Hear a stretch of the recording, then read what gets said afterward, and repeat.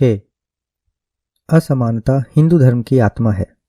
हिंदू धर्म की नैतिकता केवल सामाजिक है। कम से कम ये बात निश्चित है कि ये नैतिकता तथा मानवता से असंबद्ध होती है, और जो बात नैतिकता तथा मानवता से असंबद्ध होती है वह बात आसानी से अनैतिक, अमानवीय तथा कुख्यात बन जाती है। आज हिंदू धर्म ऐसा ही कुछ बन गया है। जो लोग इस बात पर संदेह करते हैं अथवा इस धारणा को नकारते हैं, उन लोगों को हिंदू समाज की सामाजिक रचना की समीक्षा करनी चाहिए और उसके साथ ही उस रचना के कुछ तत्वों का वर्तमान स्थिति पर चिंतन करना चाहिए। हम कुछ निम्नलिखित उदाहरण लेते हैं। पहले हम आदिवासी कबीले समाज की ओर देखें। सभ्यता की किस अवस्था में वे जीवन व्यतीत कर रहे हैं? मानवीय सभ्यता के इतिहास में मानव विकास के जंगलीपन से लेकर बर्बरता तक और बर्बरता से लेकर सभ्यता तक सभी अवस्थाओं का समावेश है। उसकी एक अवस्था में जो परिवर्तन हुआ है वह परिवर्तन सदा ही ज्ञान की अथवा कला की किसी न किसी शाखा में कोई खोज अथवा आविष्कार के साथ हुआ है, जिसके परिणाम स्वरूप मनुष्य उन्नति की ओर बढ़ा। किसी स्पष्ट भाषा का विकास होना पहली चीज थी, जो मानव विकास की दृष्टि से पहली महत्वपूर्ण बात थी, जिसने मनुष्य को असभ्य मनुष्य से अलग किया। ये असभ्यता पहली अवस्था को प्रकट करती है। असभ्यता की मध्यावस्था उत्पादन के ज्ञान से तथा अग्नि के उपयोग से आरंभ हुई। इस अद्भुत खोज के कारण मनुष्य अपने निवास स्थान को अनिश्चित सीमाओं तक बढ़ाने योग्य बन गया। वो अपना जंगल का घर छोड़कर विभिन्न स्थानों पर तथा सर्द वातावरण में जाने लगा और उसने अपनी भोजन सामग्री में मांस मछली का समावेश करके बढ़ोतरी की। उसकी अगली खोज थी तीर और कमान की। आदि मानव की यह सबसे बड़ी उपलब्धि थी और जंगली मनुष्य के विकास की यह चरम अवस्था है। वास्तव में वह एक अद्भुत औजार था। इस हथियार को धारण करने वाला सबसे गतिमान पशु की हत्या भी कर सकता था तथा किसी भी हिंसक पशु से अपनी रक्षा भी कर सकता था। जंगलीपन से बर्बरता की अवस्था मिट्टी के बर्तनों की खोज से आरंभ हुई। तब तक मनुष्य के पास ऐसे बर्तन नहीं थे जो आग से नष्ट नहीं हो सकते थे। बर्तनों के बिना मनुष्य ना तो खाना पका सकता था और ना ही किसी वस्तु का संग्रह कर सकता था। निस्संदेह मिट्टी के बर्तनों का संस्कृति के निर्माण पर बड़ा ही प्रभाव रहा। बर्बरता की मध्य अवस्था तब आरंभ हुई जब मनुष्य ने हिंसक पशुओं को पालतू बनाना सीखा। मनुष्य ने ये बात जान ली कि पालतू जानवर उसके लिए उपयोगी हो सकते हैं। अब मनुष्य चरवाहा बन गया और फिर वह भोजन के लिए हिंसक पशुओं का खतरनाक स्थिति में पीछा करने पर निर्भर नहीं रहने लगा। सभी ऋतुओं में दूध की उपलब्धि ने उसके खाने पीने की वस्तुओं में बहुत ही महत्वपूर्ण बढ़ोतरी की। घोड़े तथा ऊंटों की सहायता से वह दूर दूर तक सफर करने लगा था, जो अब तक उसके लिए असंभव था। पालतू जानवर उसके लिए व्यापार में सहायक बन गए, जिसके कारण वह अपनी वस्तुओं का तथा अपने विचारों का भी आदान प्रदान करने लगा। उसके बाद की खोज थी लोहे को गलाकर वस्तुएं बनाने की कला। जंगलों में रहने वाले मनुष्यों की उन्नति में ये एक बहुत ही उच्चतम अवस्था है। इस खोज के साथ मनुष्य एक प्रकार से औजार बनाने वाला प्राणी बन गया, जो अपने औजारों से लकड़ी तथा पत्थर को विभिन्न आकार देने लगा और मकान तथा पुल बनाने लगा। और इसके साथ ही जंगल में रहने वाले मनुष्य ने जो उन्नति की, उसकी अंतिम अवस्था का अंत होता है सभ्यता। इस शब्द के परिपूर्ण अर्थ से एक सभ्य मनुष्य को जंगली मनुष्य से अलग करने वाली रेखा वहां से उभरती है जहां कल्पनाओं का चित्रांकित चिन्हों के माध्यम से एक दूसरे को समझाने की कला का उदय हुआ, जिसे लिखने की कला कहा जाता है। इस कला के साथ मनुष्य ने समय पर विजय प्राप्त कर ली, जैसे कि पहले की खोजों से उसने अंतराल पर विजय प्राप्त की थी। अब वह अपनी कृतियों तथा विचारों को लिखने लगा। इसके बाद उसका ज्ञान, उसके सुहाने सपने, उसकी नैतिक आकांक्षाएं ऐसे आकार में लिखना संभव हो गया जो न केवल उसके समकालीन बल्कि उसके बाद आने वाली पीढ़ियां पढ़ सकें। मनुष्य के लिए उसका इतिहास एक सुरक्षित और संरक्षित बन गया। यह चरम पराकाष्ठा सभ्यता के आरंभ का प्रतीक है। अब हम यहाँ रुककर ये बात पूछना चाहेंगे कि हमारे आदिवासी जन सभ्यता की किस अवस्था में जी रहे हैं। आदिवासी नाम ही उनकी वर्तमान अवस्था को स्पष्ट करता है। जिन लोगों को उस नाम से पुकारा जाता है वे जंगलों में छोटी छोटी बिखरी झोंपड़ियों में रहते हैं। वे जंगली वनस्पति तथा फूल पत्तियां खाकर जीते हैं। भोजन प्राप्त करने के उद्देश्य से वे मछली पकड़ते अथवा शिकार करते हैं। उनकी सामाजिक अर्थव्यवस्था में खेती को बहुत ही गौण स्थान प्राप्त है। अन्न प्राप्त करना यह एक बहुत ही संकट की बात होने के कारण वे लगभग भूखमरी का जीवन व्यतीत करते हैं, जिससे कोई मुक्ति नहीं है। जहाँ तक कपड़ों का संबंध है, वे उसका इतना कम उपयोग करते हैं कि कपड़े उनके शरीर पर लगभग नहीं के बराबर ही होते हैं। वे लगभग नग्न अवस्था में ही रहते हैं। एक आदिवासी जाति का नाम बोंडा पोराज है। इसका अर्थ है नग्न पोरजस। ऐसा कहा जाता है कि इन लोगों में औरतें बहुत ही संकीर्ण वस्त्र का एक टुकड़ा पहनती हैं जो ढकने के लिए लहंगे का कार्य करता है। उनका ये वस्त्र असम के मामजाक नागा आदिवासी लोगों के वस्त्र के समान है, जिसके दोनों सिरे ऊपर कमर के साथ बहुत ही कठिनाई से मिलते हैं। यह लहंगे जैसा वस्त्र जंगली पेड़ों के धागे से घर पर ही औरतें बना लेती हैं। लड़कियां गुटकों की मालाएं पहनती हैं जो कि लगभग मोमजाक आदिवासी स्त्रियों से मिलती जुलती हैं। अन्यथा औरतें कुछ भी नहीं पहनती। औरतें अपने सारे सिर के बालों का मुंडन करती हैं। इन आदिवासियों में निज़ाम के राज्य में फराहाबाद के पास रहने वाली एक चैंचू नाम की आदिवासी जाति है। ऐसा कहा जाता है कि उनके मकान शुकू के आकार के बांस से बने होते हैं, जिसमें एक मध्य बिंदु से ढलान होती है जो घास की बहुत ही बारीक तह से ढकी होती है। उनके पास वस्तुओं के नाम पर कुछ भी नहीं अथवा बहुत ही कम चीज़ें होती हैं। वे बहुत ही कम वस्त्र पहनते हैं। पुरुष लंगोट बांधते हैं और औरतें छोटा सा लहंगा और ब्लाउज पहनती हैं। खाना पकाने के बहुत ही कम बर्तन होते हैं। 1 अथवा 2 टोकरियां होती हैं जिनमें कभी कभी खाने के कुछ दाने रखे होते हैं। वे गाय बकरियां पालते हैं और इस विशेष गांव में कुछ खेती भी करते हैं। अन्य स्थानों पर वे जंगली वस्तुएं तथा मधु बेचकर ही अपना पेट पालते हैं। एक अन्य आदिवासी जाति मोरिया के बारे में कहा जाता है कि उनके पुरुष कमर में एक वस्त्र बांधते हैं जिसका एक सिरा सामने लटका होता है। उनके बदन पर गुटकों की मालाएं भी होती हैं तथा जब वे नृत्य करते हैं तब अपनी पगड़ी में मुर्गे अथवा मोर के पंख लगाते हैं। अनेक लड़कियां भारी मात्रा में विशेष रूप से चेहरे पर गोदना यानी शरीर पर गुदवाना कराती हैं। उनमें से कुछ लड़कियां पैरों पर गोदन करती हैं। गोदन के प्रकार प्रत्येक लड़की की रुचि के अनुसार होते हैं और उसे कांटे तथा सुई से किया जाता है।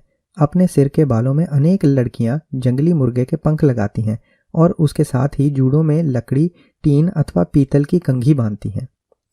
इन आदिवासी कबीलों को कुछ भी खाने में, यहाँ तक कि कीड़े मकोड़े खाने में भी कोई हिचकिचाहट नहीं होती है और वास्तव में कोई भी ऐसा मांस नहीं है जो ये लोग ना खाते हों, चाहे वह जानवर नैसर्गिक कारण से मरा हो अथवा 4-6 दिन अथवा उससे भी पहले किसी शेर द्वारा मारा गया हो। इन लोगों का एक वर्ग अपराधी जातियां हैं। जिस तरह आदिवासी जातियां जंगलों में रहती हैं, इसके विपरीत ये अपराधी जातियां सुगम प्रदेशों में बहुत ही नज़दीक तथा प्रायः सभ्य समाज जीवन के बीच में रहती हैं। होलियस ने अपनी किताब संयुक्त प्रांत की अपराधी जातियां में इन लोगों की गतिविधियों की जानकारी दी है। वे संपूर्ण रूप से अपनी आजीविका अपराधों से ही पूरी करते हैं। उनमें से कुछ लोग प्रकट रूप से खेती करते हैं, परंतु यह केवल उनका सही व्यवसाय छुपाने के लिए ही है। हम उनकी बहुत सी दुष्ट प्रथाएं उनके द्वारा किए जाने वाली हिंसात्मक चोरी अथवा डकैती में देख सकते हैं, परंतु अपराध करने के लिए ही संगठित होने वाली जाति होने के कारण उन्हें इन बातों में कुछ भी अनुचित नहीं लगता। किसी भी विशेष बस्ती में जब कोई डकैती डालना निश्चित हो जाता है, तब उचित शिकार का पता करने के लिए जासूस भेजे जाते हैं। ग्रामवासियों की आदतों का अध्ययन किया जाता है और साथ ही किसी अन्य गांव से कारगर सहायता प्राप्त करने की संभावना के लिए उस गांव की दूरी और वहां के लोगों की तथा हथियारों की संख्या आदि सभी बातों की जानकारी प्राप्त की जाती है। डकैती प्रायः मध्य रात्रि में होती है। जासूसों द्वारा दी गई जानकारी के आधार पर गांव के विभिन्न स्थानों पर लोग नियुक्त किए जाते हैं और ये लोग अपने हथियार चलाकर उनकी मुख्य टोली से लोगों का ध्यान दूसरी तरफ आकर्षित करते हैं। तब यह मुख्य टोली उस विशेष पूर्व निर्धारित मकान अथवा मकानों पर हमला करती है। यह टोली बहुधा 30 अथवा 40 आदमियों की होती है। इन लोगों के सामान्य जनजीवन में अपराध जो महत्वपूर्ण भूमिका निभाता है, उस पर बल देना आवश्यक है। एक बच्चा जब चलने फिरने तथा बोलचाल के योग्य हो जाता है तो उसे अपराधी जीवन की दीक्षा दी जाती है। निस्संदेह इसके पीछे काफ़ी हद तक एक वास्तविक उद्देश्य होता है कि बच्चे के लिए छोटी छोटी चोरियां करने के लिए जोखिम उठाना अच्छा होता है, क्योंकि यदि वह बच्चा पकड़ा जाता है तब शायद उसे चेतावनी देकर छोड़ दिया जाता है। इस कार्य में औरतें महत्वपूर्ण भूमिका निभाती हैं, जो यद्यपि वास्तविक रूप से डकैती में भाग नहीं लेती, परंतु अनेक भारी जिम्मेदारियां निभाती हैं। चोरी का माल बेचने में बहुत चतुर होने के साथ साथ अपराधी जातियों की यह औरतें दुकान में रखी हुई वस्तुएं चुराने के कार्य में अति कुशल मानी जाती हैं। किसी समय पिंडारी तथा ठग जैसे अनेक व्यावसायिक सुसंगठित संगठनों का इन अपराधी जातियों में समावेश होता था। पिंडारी शस्त्रधारी लुटेरों का एक हिंसक संगठन था। उनका संगठन लुटेरों का एक मुक्त सैनिक शस्त्रधारी संगठन था जो 20,000 और उससे भी अधिक अच्छे घोड़े एक समय पर रखते थे। वे एक डाकू मुखिया की आज्ञा में रहते थे। उनमें से बहुत शक्तिशाली लुटेरे चित्त नाम के एक मुखिया के पास 10,000 घोड़े थे, जिनमें 5,000 उत्तम घुड़सवार और उसके साथ ही पैदल सेना तथा बंदूकें होती थी। पिंडारी लोगों के पास ऐसी कोई सैनिक योजना नहीं थी जिसके तहत वे अपने अनियंत्रित सैनिकों में मुक्त गुटों की भर्ती कर सकें ताकि वे लोग व्यावसायिक लुटेरों के संगठन बन जाएं। पिंडारी की महत्वाकांक्षा प्रदेश जीतने की नहीं होती थी। उनका लक्ष्य केवल अपने लिए लूटी संपत्ति तथा धन जमा करना ही होता था। साधारण लूट तथा डाका ही उनका व्यवसाय था। वे कोई नियम नहीं मानते थे। वे किसी के भी अधीन नहीं थे। उनकी किसी के प्रति कोई राजभक्ति नहीं थी। वे किसी का आदर नहीं करते थे और ऊंच नीच गरीब सभी लोगों को बिना किसी डर अथवा भेद के लूटते थे। ठग लोग व्यावसायिक हत्यारों का एक सुसंगठित संगठन था जिसमें 10 से 100 तक लोगों की टोलियां होती थीं जो विभिन्न भेष में सारे भारत में भ्रमण करती थीं। ये लोग धनवान वर्ग के यात्रियों का विश्वास प्राप्त करते थे और उसके बाद उचित अवसर देखकर उनके गले में रुमाल अथवा फंदा डालकर उनकी गला घोंटकर हत्या करते थे और फिर बाद में उनको लूटकर दफना देते थे।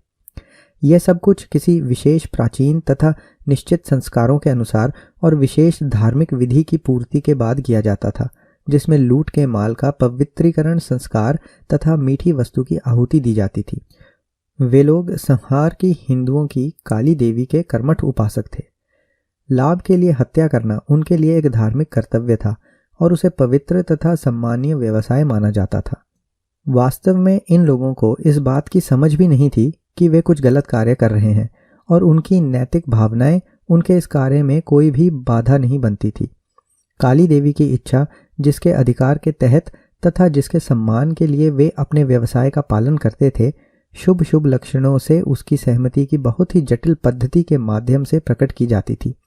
इस आशा के पालन के लिए वे लोग कभी कभी तो अपने इच्छित शिकार के साथ मीलों तक और कभी कभी उससे अधिक दूरी तक भी सफ़र करते थे कि जब तक उन्हें अपनी इच्छा पूर्ति के लिए सुरक्षित अवसर ना मिल जाता और जब उनका कार्य पूरा हो जाता था तब वे अपने आदि देवता के सम्मान में संस्कार पूर्ति करते थे तथा अपनी लूट का बड़ा हिस्सा उसके लिए अलग निकाल कर रखते थे।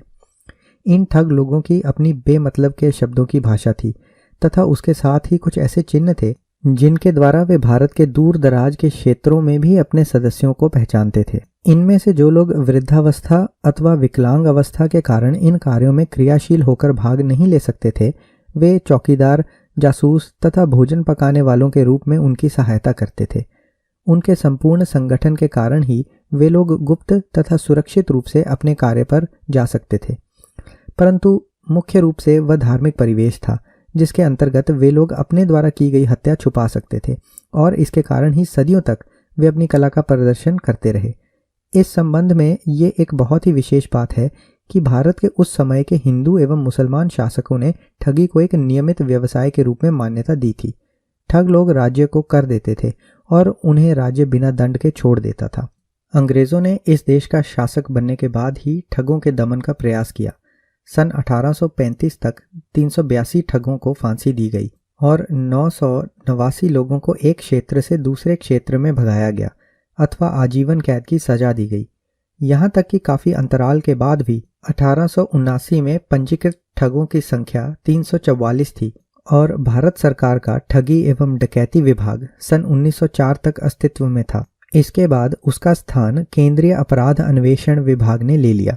आज जबकि इन अपराधी जातियों के लिए अपराधियों के संगठित संगठन के माध्यम से जीवन व्यतीत करना संभव नहीं है, फिर भी अपराध करना उनका मुख्य व्यवसाय बना हुआ है। इन दो वर्णों के अलावा एक तीसरा वर्ण भी है जो ऐसे लोगों का बना हुआ है जिन्हें अस्पृश्य नाम से जाना जाता है। इन अस्पृश्यों के नीचे कुछ अन्य लोग भी हैं जिन्हें अप्रवेश्य माना जाता है। अस्पृश्य वे लोग होते हैं जिनके स्पर्श करने पर मनुष्य अपवित्र बन जाता है। अप्रवेश्य या पहुंच के बाहर वे लोग होते हैं जिनके कुछ अंतर के नज़दीक आने पर मनुष्य अपवित्र हो जाता है। नायडी लोगों के बारे में ऐसा कहा जाता है कि वे लोग हैं जो ना पहुंचने योग्य की श्रेणी में आते हैं और हिंदू जनों में वे सबसे नीची जाति के हैं जो कुत्ते का मांस खाते हैं। ये वे लोग हैं जो भीख मांगने के कार्य में भारी आग्रह करते हैं और कोई भी पैदल चलने वाले, वाहन चलाने वाले अथवा नाव चलाने वाले व्यक्ति का एक आदर युक्त अंतर रखते हुए वे मीलों तक उसका पीछा करते हैं। यदि उन्हें कुछ दिया जाए तब उसे नीचे जमीन पर रखना चाहिए और भीख देने वाले व्यक्ति के एक पर्याप्त दूरी तक चले जाने के बाद ये भिखारी लोग बहुत ही घबराते हुए आगे आते हैं और उसे उठाते हैं। इन्हीं लोगों के बारे में श्री थर्स्टन कहते हैं, इन आश्रित नायडी लोगों की जिनकी मैंने परीक्षा की और शोरानूस में उनकी गिनती की, यद्यपि वे केवल 3 मील की दूरी पर रहते थे, अपनी परंपरागत अपवित्रता के कारण नदी पर बनाए गए लंबे पुल पर चल नहीं सकते थे और इसीलिए उन्हें घूमकर अनेक मीलों का रास्ता तय करके आना पड़ता था। इनमें ना पहुंचने योग्य लोगों के नीचे ना देखने के योग्य लोग हैं। मद्रास राज्य के तिन्नेवेली जिले में ना देखने योग्य लोगों का एक ऐसा वर्ग है जिन्हें पूरड वर्ण कहा जाता है। उनके बारे में ऐसा कहा जाता है कि उन्हें दिन में विचरण करने की इजाजत नहीं होती क्योंकि उनका दर्शन भी अपवित्र माना जाता है। इन दुर्भाग्यशाली लोगों को रात्रि के समय कार्य करने के लिए मजबूर किया जाता है।